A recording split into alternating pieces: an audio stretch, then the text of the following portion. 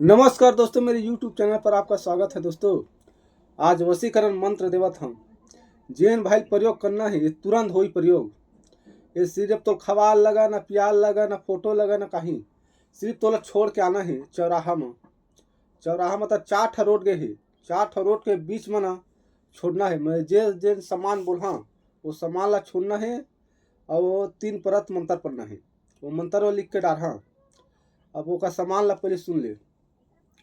तोला लेना है 4 नींबू, 2 देसी अंडा, घर में बनवा ले 7 पूरी और खीर, और 5 प्रकार के मिठाई, और 2 बंगला पान, और लड़की के फोटो।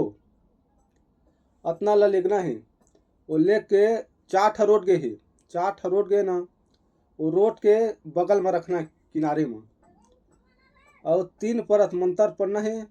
3 पर मंत्र पढ़ और फोटो में 3 नींबू काटबे। नींबू काट के फोटो में निचोड़ दे। और 2 उधर रे नींबू।